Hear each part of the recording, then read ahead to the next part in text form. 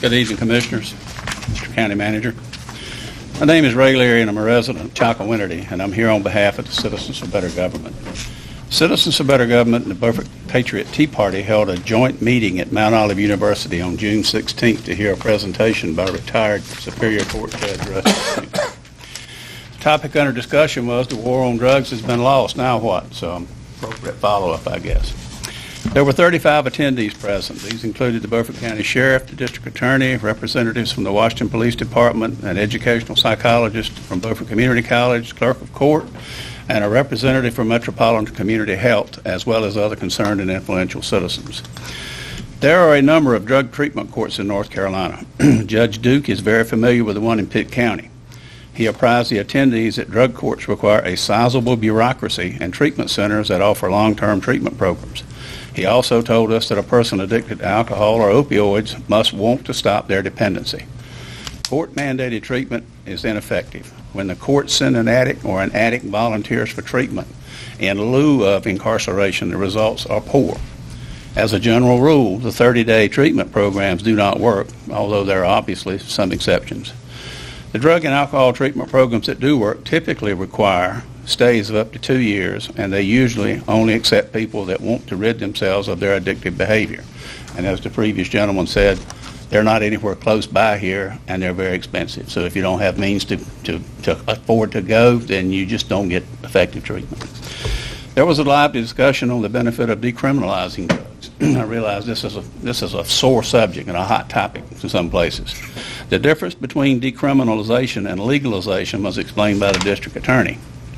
An example of decriminalization is reducing the penalties of the possession of small quantities of certain drugs, as some states have done.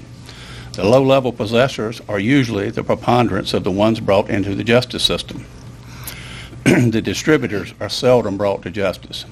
An example of this is the recent case here in Beaufort County, where a gaggle of law enforcement agencies arrested 5 persons involved with the illegal distribution of prescription drugs, yet only 1 conviction came from it. We did not leave this meeting with a clear path forward, but there are observations we were able to draw from these discussions that we do think have policy implications this board should consider. Recognize that illegal and legal drug use and abuse is a complicated problem that has no easy answer. Much of the jail population is the result of the drug culture and failure to appear, thus creating the revolving door with which we are all familiar. We should focus on treating addiction as an illness rather than simply incarcerating addicts. Research the development of a pilot project using ABC proceeds to help people who genuinely desire help. Currently, it appears these funds have very little documented impact on substance abuse problems in our county, and I'll have some more of that in just a second. Explore opportunities with the General Assembly to decriminalize the possession of small quantities of certain drugs such that incarceration is no longer required. The war on drugs started during the Nixon administration and has since grown into an industry with thousands of stakeholders, maybe hundreds of thousands, who are dependent on this industry and are too invested to want to see the scope and size reduced. Instead of addressing the issue of addiction, more and more resources are required by law enforcement and the judicial system to administer penalties and collect the money to support efforts that do not produce positive results. Jails do not rehabilitate. They are for keeping dangerous people off the street. That was just Judge Rusty Duke's commentary. East Carolina Behavioral Health receives the proceeds from the ABC bottle tax from Beaufort County to administer treatment and educational programs for alcohol-addicted persons in Beaufort County. Their annual report to the county merely states the funds were paid to providers who contracted with East Carolina Behavioral Health to provide substance abuse treatment to consumers with an address in Beaufort County. What is not disclosed in these annual reports are any metrics of successful treatment, nor is there a breakdown of the contractors receiving the funds or what the percentage of overhead is for each contractor. We have no way to determine the effectiveness of these programs. As noted above, the ABC bottle tax should be evaluated to determine if these funds could be better utilized. If these funds are going to programs that do not produce positive outcomes for the individuals or the county, then a new approach is warranted. What is very clear to us is that building more jail cells is not the answer for anyone, the taxpayers or the people who need help with addictions. The current system is reminiscent of the old Prohibition era where bootleggers ran the revolving door gamut. We don't have the answers, but for one, that is, the current system is not working. Any questions or comments? I got a comment. Mr. Leary, that was a very, very good report you gave.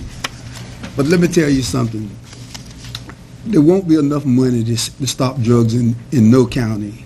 If you walk over there on 2nd Street right now, all the ones in there for drug are the ones that little kid can catch. Until you get Mr. Big and cut the demand down. I hate to say that, Hood. No, you're right. And cut the demand down. You're going to throw good money after bad as long as you get these little petty guys. Get the big man. That is. When you get the big man, you don't need these clinics. When you do get the big man, he got the money to go to Wilmington. He got the money to go to Charlotte. He got the money to go to Asheville.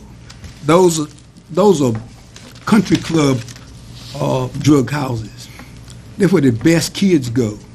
That's where the best kids can get that their family can afford for them to go, so when they come to court, they get less treatment or less punishment. And the guy that's walking around here selling nickel bags, he's in and out every day. And we in Beaufort County give money every year for drug buys. We hadn't gave enough money yet to get Mr. Big. And until that happens, you're going to continue to have this problem. These kids that we're locking up every day don't have no airplane. They don't have no boat. Did Judge Duke tell you that? Yeah. That's true. Get Mr. Big, you take the little man out of circuit. I promise you. Mr. Chairman, Commissioner I Richards. just like to say that I agree with what Ed just said. I've been saying the same thing for years. We're not catching Mr. Big. There are 454 grams in an English pound. That is 100 and some odd, 115 or so people that could go to prison for 7 years and 1 pound of crack cocaine. Now, the distributors have to be bringing in, for the amount that's sold, have to be bringing it in by the hundreds of pounds right here in North Carolina. Somebody's doing this. Somebody's making big money out of this. Marijuana has to be brought in literally by the truckload in order to make the system that's out there now work when you start distributing among all of the people that I think might be using this stuff. And law enforcement is not catching Mr. Big. That's on a county level, that's on a state level, and that's on the federal level. Prohibition taught us that a lot of law enforcement could be bought. That's how the liquor trade worked. It's very clear, it's been well documented.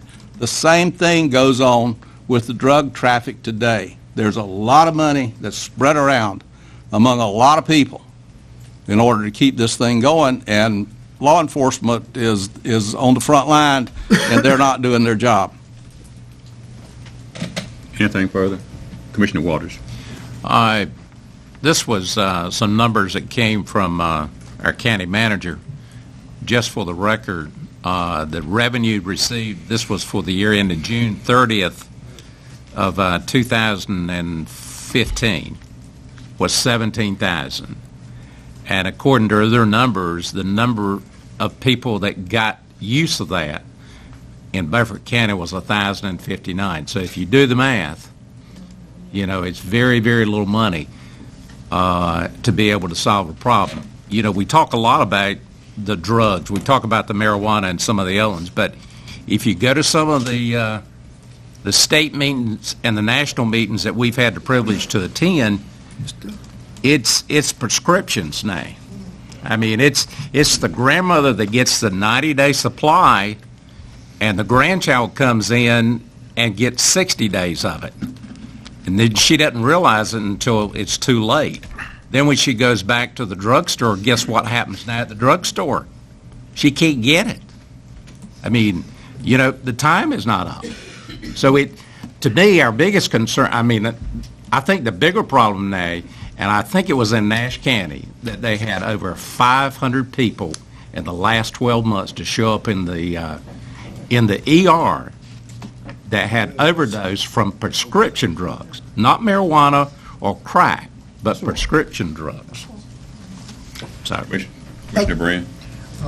Ray, again, I'm going to repeat what he had said. It was a mighty fine report, a lot of information in it. I think you overlook one thing is we have two problems. We have drugs and alcohol. And sometimes alcohol is just as big a disease as I being, did mention that. being a drug addict. And it's hard for people to get off alcohol just like it is drugs, probably more so. And it's a legal substance. Right, exactly. And, but again, I appreciate your report. It's well done. Commissioner Booth has And one more for you. Mr. Leary, like I said, that was a great report. But sometimes if we would look deep and see how many covert hours we got in trying to catch a kid on the block selling one joint of marijuana, the money is not worth it. It's not cost effective to do that. It's not worth it to get one child with one reefer, one stick of marijuana, and carry him down here and stay in jail 6 months for 5 cents, whatever it costs. I don't know what it costs. But it was a good report. But the thing about it is, we got to look at it. We got to look at it. It's not the average child. These kids that's over there in our jail right now, they don't even have a car. There are no easy answers. They don't even have a car. So they can't go to Charlotte, New York, wherever it comes from, Florida. Somebody's bringing it here. And I will add this to it. The real solution is not just in law enforcement. That's right. It's in all of us. We can affect the change that we want to see. But as long as we have the attitude, I don't care what happens, as long as it does not happen to me, things are going to continue to snowball. But when we decide enough is enough, and we cross over all the lines and say, we're going to attack this problem, you will see some radical changes in how things are done. Mr. Chairman. Commissioner Belcher. Mr. Chairman, it's like Ray said, we don't really know what Trillium does. Can we, which is the new name for ECBH, I think, can we get somebody from that organization to come to our next meeting and I will take care of that. I am the chairman of the Central Region Board for Trillium. just get them to come and tell us? We what's will going take on care with of that for you. Brian, what'd you say? I read that today, and I didn't bring my little laptop with me. What is it? Is it like $34,000 a quarter from the ABC board that we actually can distribute in Beaufort County? Was that the figure? No, total on the bottle tax, and you got to remember that it's for a 50 milliliter bottle or less than 50 milliliters, it's 1 penny. For anything greater than 50 mLs, it's 5 cents. Okay. And there was $17,000 that we received last year for that from the statutory requirement, the bottle tax. That goes to substance abuse and alcohol treatment. Well, what was the $34,000 figure that you had in? That's distribution for profits. Oh, okay. So that we don't get that. You do. They don't get that to go to the. You do. You to the receive mental some. health You component. receive some of the profits from the ABC board to go into your general fund. Okay. But there is a statutory set aside called the bottle tax that goes to pay for that. And again, you know, if you take 17,000 and divide it by 5 cents, you see how many bottles of alcohol are being sold in Beaufort County in a year. Yeah. See, what we give to Trillium per year Give up Trillium. is $156,000. Okay, that's the figure I was getting at. 156.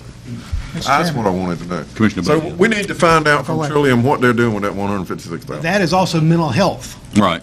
Oh, it includes. It's not just. Yeah. That's it's right. Mental health, That's too. substance abuse, alcoholism, mental health, all of the gamut that Trillium. And again, ECBH was your provider several years ago. They consolidated, and that was the last report we had, was listed as ECBH.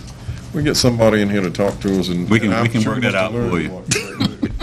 Commissioner Buzzio. Yes.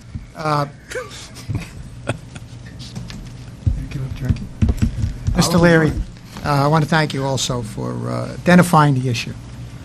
It's a little overdue. But let me ask you a question, though. In your discussions at the meeting, did anybody, or did you guys discuss the roles that the federal agencies play, like FDA and Drug Enforcement Administration and SAMHSA, and how they set up their treatment programs on a federal level? No, we didn't. And how they register programs within the individual states and jurisdictions? We didn't get into that in depth. We were just identifying an issue and a problem and seeing if there was some focus that we could bring to it as a community organization. And it's huge. It's got tentacles everywhere. Because they're now setting up programs which are being registered and licensed by the states and federal agencies where they'll set up Suboxone treatment programs. Because you're right, 30-day programs is this insurance scam. They don't work. It's long-term treatment you need. And you do understand that the bottle tax is passed through from the state. And it's used for treatment, education, and then an annual report, and it just talks about an annual report. It really doesn't go into any detail. So I agree with you, the report is probably lacking. And something else I want to address, Commissioner Waters mentioned about prescription drugs. And you're right. If you look at the top 20 drugs abused in the United States, 14 of them are pharmaceutical products we make here. And when you look at the injuries caused by drug abuse, drug addiction, the vast majority of the injuries, whether deaths or end up in an emergency room or something, are caused by pharmaceutical products. Now, the federal government has instituted a number of programs to try and decrease the availability of those drugs, but then you hit this balance between pain treatment for legitimate patients and illicit use of the drugs. And that, since the Nixon era, has been a problem faced by regulators and treatment people in the United States. Is pendulum goes too far where people suffer with pain, then they bring it back the other way where they give too much of the drugs, and there's no happy medium. So in any discussion on what we need to do as a country, and what the chairman mentioned, education, demand, how do we stop demand, is how do we then treat people, legitimate pain patients and the addict. And so they're trying new drugs for the treatment of the addicts, but you still have the issue of legitimate pain. But again, thank you. You'll cure the addict if you stop it from getting you. Well, that's demand. You cure Thank him. you, Mr. Leary. Mr. Chairman, I have a couple of moments just to speak on a couple of things that were brought up. Notice what you said. Notice what you said. Absolutely. Couple of moments.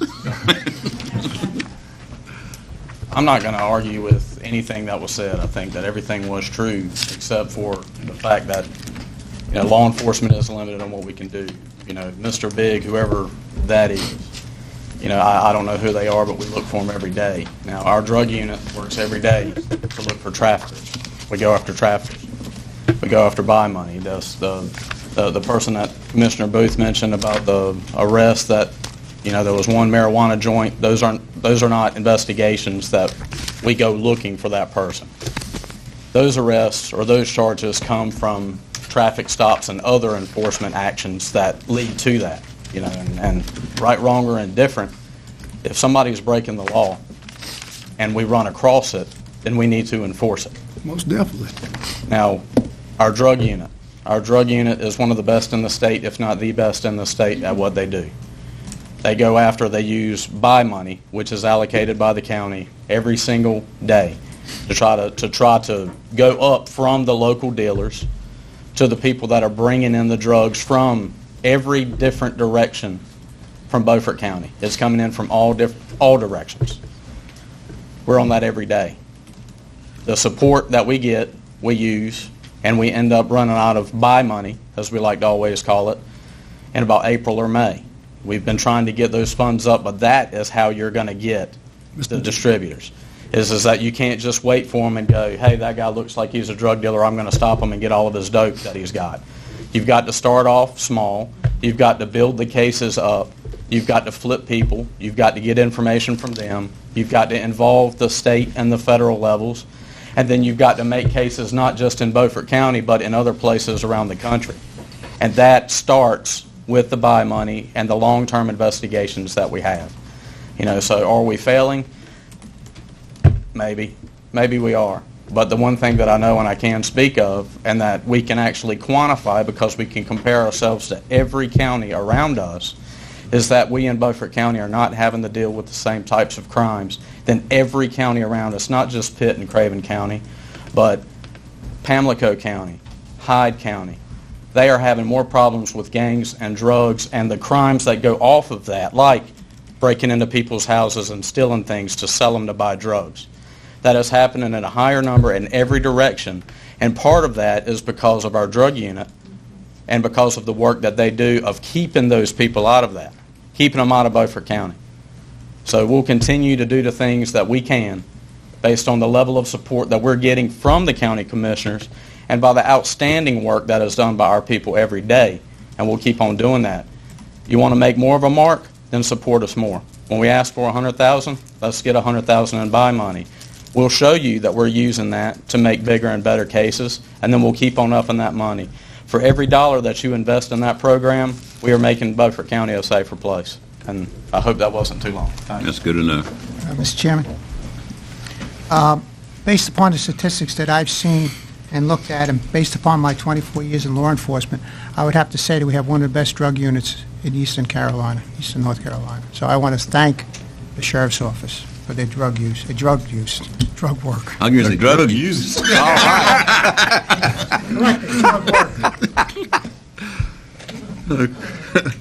Christina Smith.